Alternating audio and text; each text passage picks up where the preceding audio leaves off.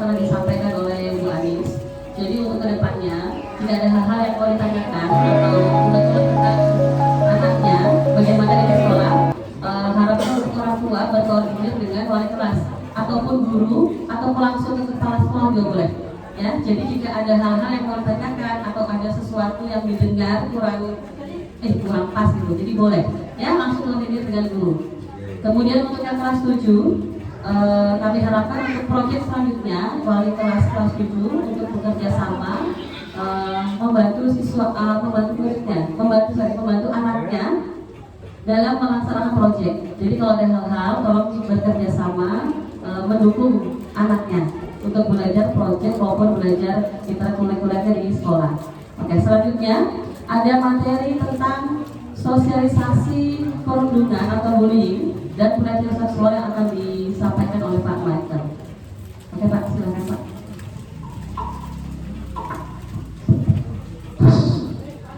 Baik, assalamualaikum warahmatullahi wabarakatuh.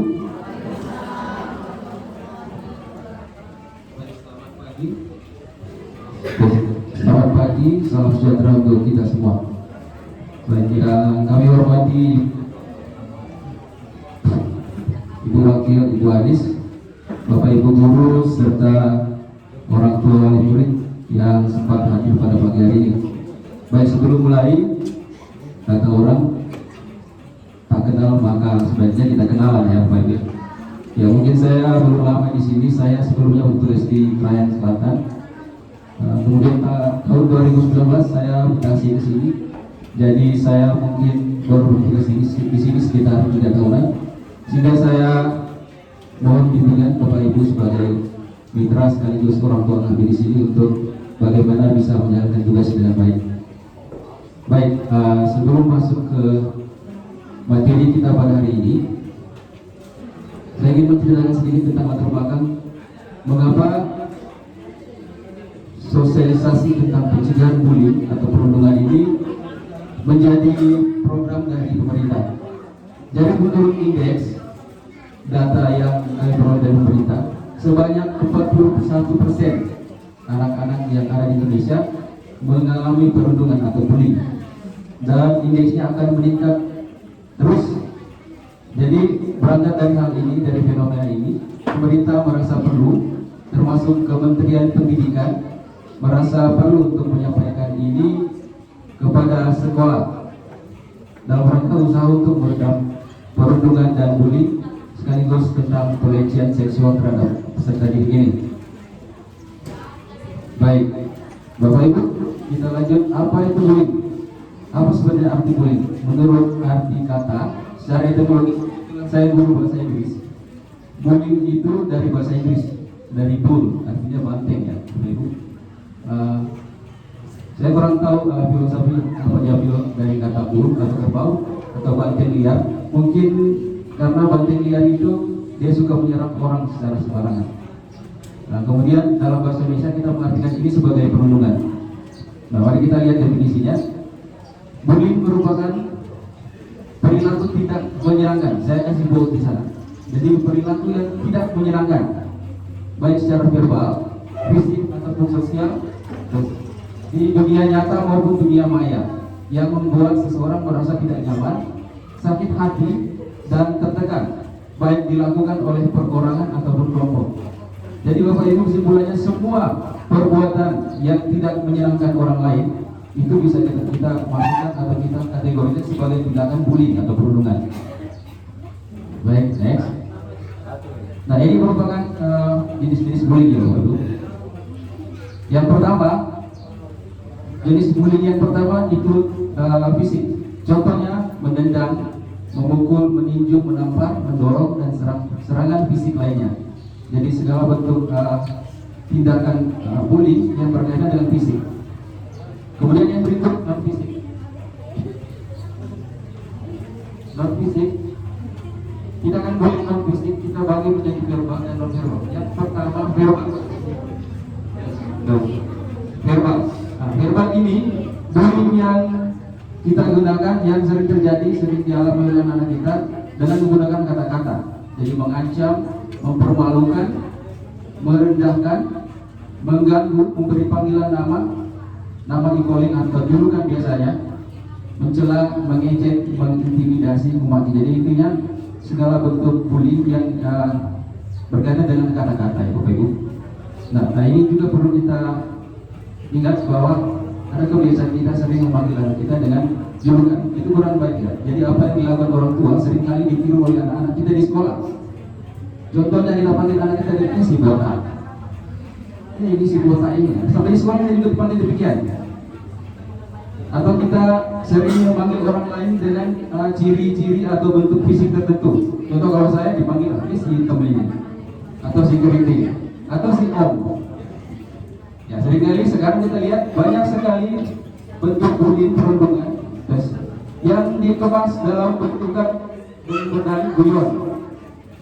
Dia mau guyon sekaligus mencela, sekaligus mengolok. Nah ini tidak baik ya Bapak Ibu. Yang berikut non verbal. Nah non verbal ini dibagi menjadi dua. Non verbal langsung yang pertama, atau kita melihat orang lain dengan sinis, tidak ada angin, tidak ada hujan, tiba-tiba datang orang itu melihat orang lain dengan tatapan sinis, dengan muka asam dan seterusnya, apalagi menjulurkan lidah. Nah seringkali yang kita lihat pada siswa, kadang-kadang juga ada gestur ya, gestur pada anak-anak yang dibiasakan saya kira.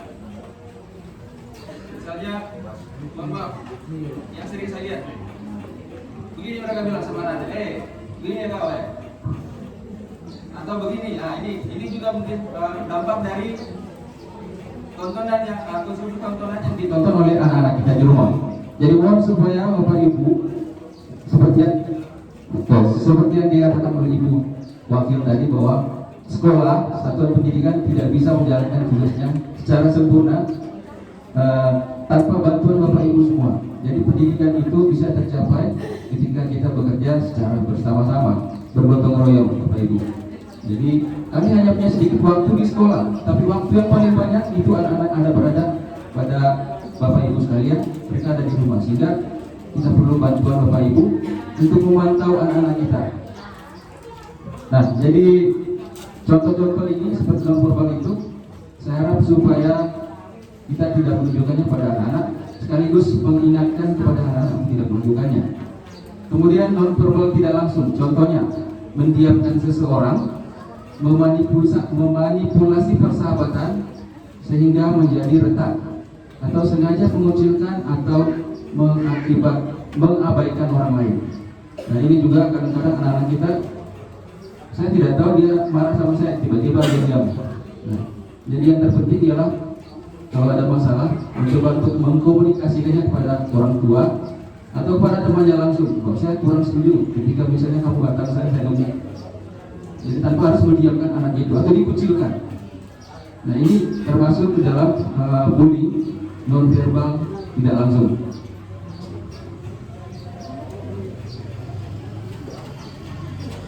Nah di era sekarang Bapak Ibu, kita juga mendapati ada yang namanya cyberbullying atau bullying di dunia maya. Dia perundungannya bukan di dunia nyata, perundungannya terjadi di dunia maya atau internet. Banyak sekali kita temui. Pelaku bakal mentargetkan korban di media online dengan cara menyakiti orang lain melalui rekaman video intimidasi, pencemaran yang baik, mempermalukan hingga melecehkan. Ini kita lihat sekarang banyak juga yang tersebar melibatkan orang lain yang tidak tahu. Ini menjadi PR besar buat kita orang tua untuk bisa mengontrol anak-anak kita. Sekarang banyak sekali anak-anak kita yang mengalami pemerasan lewat cyberbullying ini. Jika apa yang menjadi konsumsi anak-anak kita, apa yang ditonton anak-anak kita, pergaulannya di internet, saya harap supaya kita sebagai orang tua, kita sebagai orang tua yang punya waktu lebih banyak di rumah untuk bisa memantau ini secara maksimal supaya anak-anak kita tidak jatuh kepada menjadi korban bullying. Seperti itu.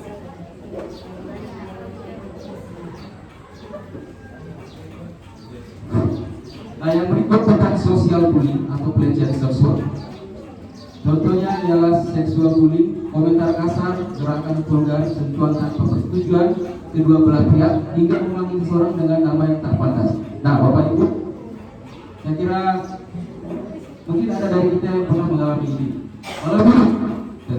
Kalau dulu, biasanya kalau ada cewek cantik yang lewat di depan kita panggil, oh banyak nama misalnya, atau bersiul saja. Itu sekarang sudah masuk bullying, Bapak Ibu. Ini sudah masuk perundungan. Jadi minta tolong supaya anak-anak kita dikenali, dikasih tahu ini sudah termasuk bullying. Jadi jangan lagi kalau misalnya ada cewek lewat, itu besar ya, kakinya maksudnya. Ya, sudah termasuk bullying. Jadi mulai sekarang menjadi tugas kita semua untuk mengingatkan kembali pada anak-anak kita. Ini kadang-kadang kita bilang sudahlah itu kan anak-anak, jangan bermain. Dampak dari bullying ini luas. Dia menyerang psikis ya, kejiwaan anak-anak jadi terganggu, jadi kurang percaya diri. Kalau sering digituin, siapa yang mau lewat lagi di jalan itu? Karena sering digituin sama orang-orang misalnya. Jadi supaya ini diperhatikan, supaya anak-anak kita menjadi tetap percaya diri, datang ke sekolah dengan nyaman, tetap senang datang ke sekolah, bersekolah. Itu semangatnya. Semangat yang digaungkan oleh Menteri Pendidikan yang menciptakan lingkungan sekolah yang aman dan nyaman serta diri kita. Bapak Ibu pernah melihat, mungkin pernah mendengar ada namanya homeschooling ya Bapak Ibu ya. Nah, homeschooling itu sebenarnya dampak dari orang tua yang mau anak-anaknya dibully di sekolah, sehingga mereka punya uang ya sudah supaya anak tidak dibully. Nah, ini punya banyak uang, sudah gurunya kami sewa, ngajar di rumah. Nah itu. Nah sekarang kita semua harus satu arah untuk pikirnya. Kita harus sepakat bahwa perundungan itu tidak baik.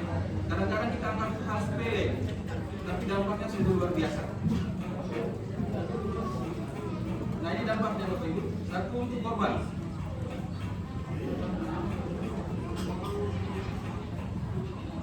Ya, kepercayaan dirinya jadi merosot.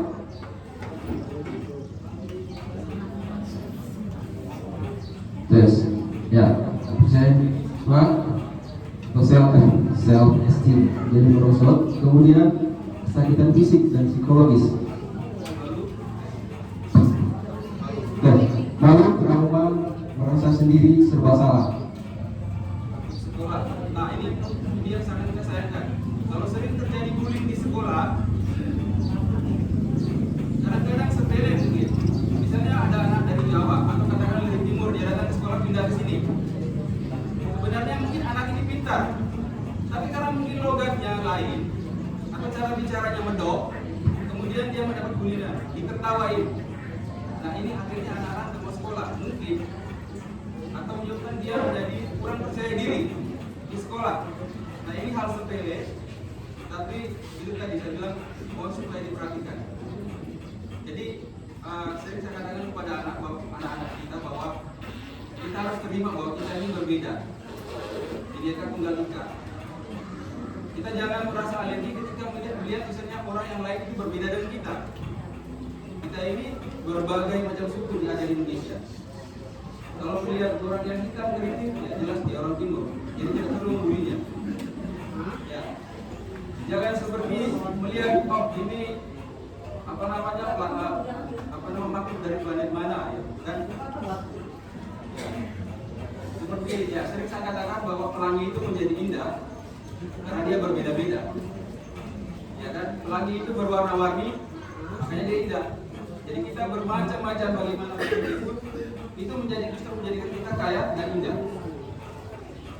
Jadi mulai sekarang kita ingatkan kepada anak kita supaya bisa menghargai perbedaan dan menghormatinya sebagai makhluk yang mempunyai agama. Saya yakin kalau menghina orang lain yang berbeda dengan kita, otomatis kalian menghina Tuhanmu, karena dia juga bukan Tuhan, ya kan?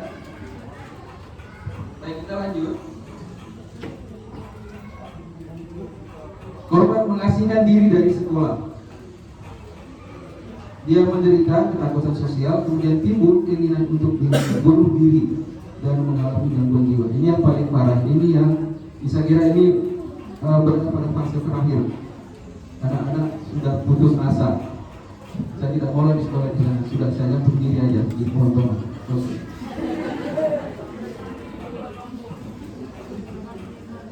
Nah, selain itu ada juga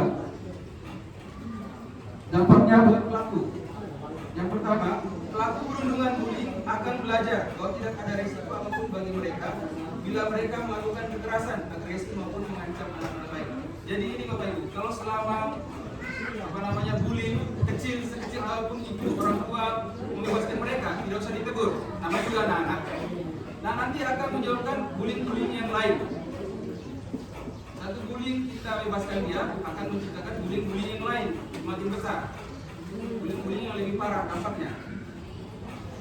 Nah, kemudian yang kedua, ketika dewasa nanti ini calon-calon psikopat kalau dibiarkan terus orang bilang. Jadi kalau tidak ditegur, tidak diingatkan, tapi tetap ya, karena sekarang kita bilang anti bullying berarti tanpa kekerasan untuk mendidik anak. Jangan kalau satu kali kita tumbuk anaknya, itu bisa ya. Apalagi kami di sekolah sekarang pun dilarang untuk memukul anak. Jadi saya harap supaya Bapak Ibu tidak bosan-bosan itu kemudian kami panggil di sekolah. Kalau misalnya anak bermasalah, karena anak yang bermasalah nanti dipukul kami yang dihamkan, kami yang dilapor dan seterusnya. Nah, jadi saya minta kerjasamanya orang tua. Jadi kalau kami panggil berarti ada sesuatu anaknya. Kecil apapun pelanggaran itu. Baik. Yang berikut dampak bagi saksi. Nah, kalau ada yang melakukan bullying, ada pelakunya, ada korbannya, pasti ada yang menyaksikan. Saksi ini juga mendapat efek ya, mengalami perasaan yang tidak menyenangkan dan mengalami tekanan psikologis yang berat. Kadang-kadang anak-anak yang menyaksikan ini diancam, awas kau, tumbuk kau, kalau kamu selalu tumbuk. Ini dampak bagi anak-anak yang menyaksikan. Kemudian yang berikut, merasa terancam dan ketakutan akan menjadi korban selanjutnya.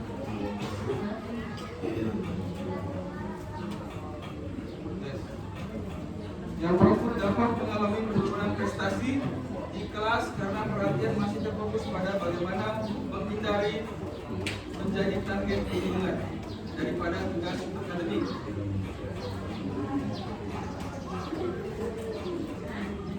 Nah, ini saya lanjut kepada upaya pencegahan bullying atau perundungan.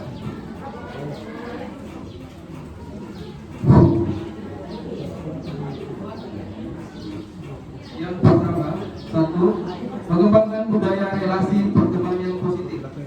Jadi anak-anak kita kalau dulu kita bilang sudahlah kau berteman sama siapa aja, tapi sekarang justru disarankan supaya dipilih temannya.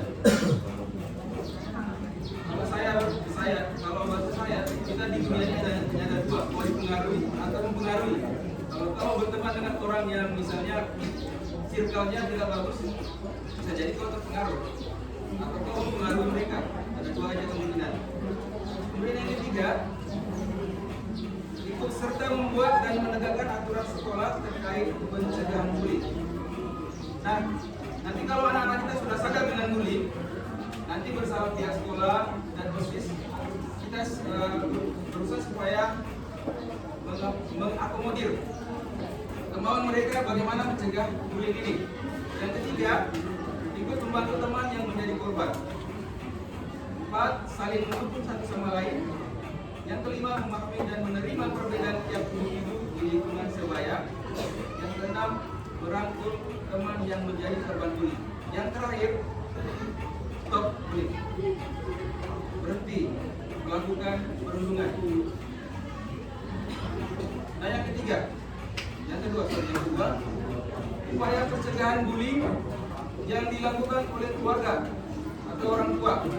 Yang pertama, membangun komunikasi antara anak dengan orang tua. Jadi ini Bapak Ibu, seringkali orang tua tidak menjadi teman yang baik di rumah, jarang berkomunikasi dengan anaknya, sehingga masalah di sekolah mungkin saya tidak bisa disampaikan ke orang tuanya. Orang tua yang sudah kerja, bahkan pihak anak pun tidak pernah dipantau. Jadi komunikasi dengan anak itu perlu. Sempatkan waktu biarpun sedikit apapun komunikasi. Bagaimana nak?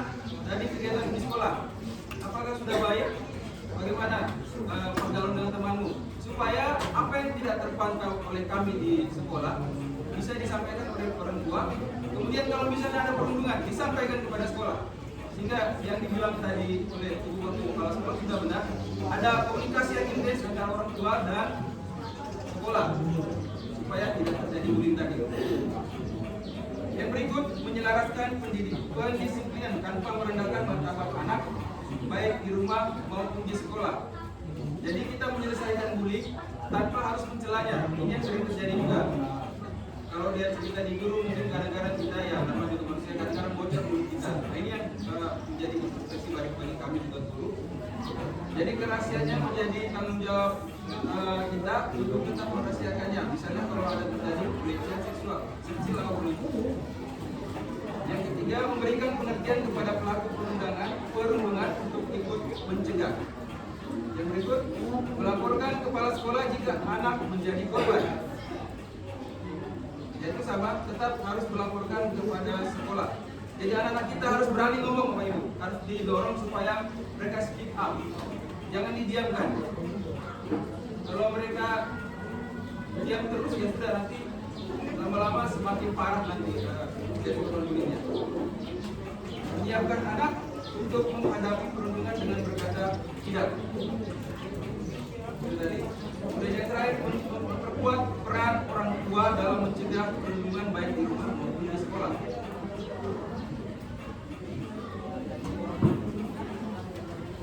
Ini merupakan upaya pencegahan yang dilakukan sekolah. Yang pertama, adanya layanan pengaduan kekerasan media bagi murid untuk melaporkan bullying secara aman dan terjaga kerahasiaannya. Jadi, mohon maaf sebenarnya ini menjadi tugas guru BK, tapi kami juga punya guru BK di sekolah ini. Jadi ada wali kelas yang menangani siswa setiap kelasnya. Jadi perlu ada komunikasi yang intens yang dibilang tadi antara orang tua dan wali kelas. Kalau misalnya malu menyampaikan kepada wali kelas yang laki-laki, boleh sampaikan kepada guru yang perempuan. Jadi intinya harus komunikasi itu harus terjaga terus. Bekerja sama dan berkomunikasi aktif antara siswa, orang tua dan guru. Kebijakan anti bullying yang dibuat bersama dengan siswa, memberikan bantuan bagi siswa yang menjadi korban. Nah ini juga saya rasa kita perlukan ketika ada korban bullying, maka kita harus memberikan bantuan dan dukungan moral bagi anak-anak itu. Pendidik dan tenaga kependidikan memberi keteladanan dengan berperilaku positif dan tanpa kekerasan. Nah ini PR bagi kami. Ya, itu belum sempurna, kita berusaha sekuat tenaga untuk mencapai itu. Yang terakhir, upaya masyarakat dan pemerintah.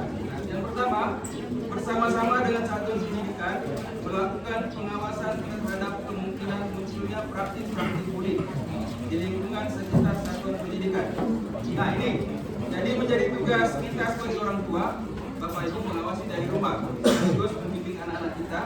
Nah tugas kami di sekolah, menjaga anak-anak kita supaya tidak terjadi perundungan dan pelecehan seksual. Yang berikut, bersama dengan satuan pendidikan memberikan bantuan pada siswa yang menjadi korban dengan melibatkan stakeholder terkait. Yang ketiga, melakukan koordinasi antara keluarga yang memiliki kebijakan atau program berbasis sekolah untuk bersama-sama melakukan pencegahan terhadap perundungan atau bullying. Jadi sebagai informasi Bapak Ibu, kemarin sempat mengikuti pelatihan terkait yang disampaikan oleh Dinas Pemberdayaan Perempuan dan Anak. Ya, rencananya mungkin nanti setiap desa akan dibuat semacam pos-pos, termasuk sekolah sebagai tempat terkecil atau pos terkecil di mana ketika terjadi pelecehan seksual, terjadi perundungan dan seterusnya, itu segera dilaporkan ke pos-pos itu. Mudah-mudahan dapat realisasi. kemudian melakukan monet dengan membentuk lembaga layanan assistance pengaduan. Baik, dengan berakhirnya slide ini terakhir kita berakhir juga sosialisasi tentang pencegahan bullying atau perundungan dan media sosial terhadap anak kita. Saya akhiri dengan sebuah pantun.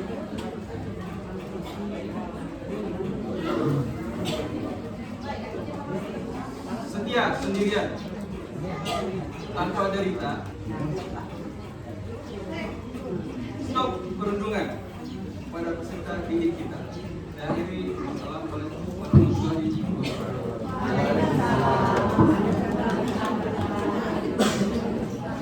Terima kasih sosialisasi yang baru saya disampaikan oleh Pak Michael. Adapun yang beberapa hal penting yang saya akan sampaikan kembali, bahwa perlu bantuan dari para wali siswa yang ada di rumah, karena waktu kami di sini tidak banyak, hanya mungkin 4 jam 5 jam itu pun tidak sampai. Jadi kami harap bantuan kerjasamanya untuk memantau anak-anak di rumah. Ya, jika yang pertama saya sampaikan, jika ada hal-hal yang ditanyakan atau ada kasus yang terjadi pada anak kita, bisa dikonfirmasi kepada guru di sekolah ataupun wali kelasnya, ataupun jika tidak ingin langsung dengan wali kelasnya, boleh kepada guru yang ada di sekolah atau langsung ke kepala sekolah juga boleh. Ya, kemudian untuk media sosial saya harapkan anak-anak juga dipantau, karena beberapa kemarin ada kasus tentang bullying juga di internet, di TV yang nonton berita, ada kasus anak SD sampai meninggal, ada pernah beritanya yang dibully sama teman-temannya, ada kasus yang meninggal. Itu dampaknya ya Bapak Ibu. Jadi kami harapkan jangan sampai di sini kelas 5 SD laki-laki. Saya masih ingat karena memang beritanya ada di TV, sempat viral. Itu saya harapkan semoga tidak sampai terjadi di kampung kita. Cukuplah di sana, ya. Karena saya pun mendengarnya juga prihatin, jujur. Karena kita sebagai orang tua juga tidak mau jika anak-anak kita jadi korban, bahkan jadi pelaku, ya. Karena saya minta maaf juga ya, anak-anak kita di sini tidak semua, ada beberapa yang ucapannya, maaf ya Bapak Ibu ya, mungkin terdengar kasar. Apakah dia di rumah seperti itu, tapi di sekolah kami mendengarnya. Jadi kami harap apapun yang kami sampaikan hari ini sebagai wali di sekolah, minta bantuan kepada Bapak Ibu yang di rumah, tolong sama-sama kita memantau. Kami tidak mau ke depannya cukup sampai di sini lah, ya. Jadi kita minta kerjasamanya. Kasihan, memang ada beberapa kasus juga. Ini saya berbagi untuk beberapa tahun yang lalu ada juga kasus sampai dia berhenti. Tidak perlu saya beritahu siapa siswanya, sempat ada yang berhenti juga karena ucapan dari teman-temannya, karena dia fisiknya, yang dimaksud tadi fisik psikisnya trauma, tidak mau sekolah ada. Jadi jangan sampai yang terlebih-lebih untuk kedepannya, ya Bapak Ibu ya, karena kita yang lebih paham anak kita di rumah, kami hanya sebatas di sekolah. Oke, jadi untuk hari ini, untuk refleksi dan sosialisasi saya cukupkan sampai di sini, ya. Sebelum saya tutup, saya akan informasikan untuk kelas 7A, kelas 7A wali siswa yang kelas 7A nanti bisa menuju ke ruangan paling ujung, ruangan paling ujung, ya. Kemudian untuk wali siswa kelas 7B itu di ruangan yang tengah. Untuk kelas 8A dan 8B digabung di ujung yang sebelah kiri, ya, dekat WC itu. Kemudian kelas 9A dan B, sorry maaf, itu kelas A. Kelas 9A dan B cukup di sini. Jadi kelas 9A, B cukup bertahan di ruangan ini. Oke, baik Bapak Ibu, untuk acara hari ini kami minta maaf jika ada kata-kata yang kurang berkenan. Tentunya acara pembagian rapor kami akan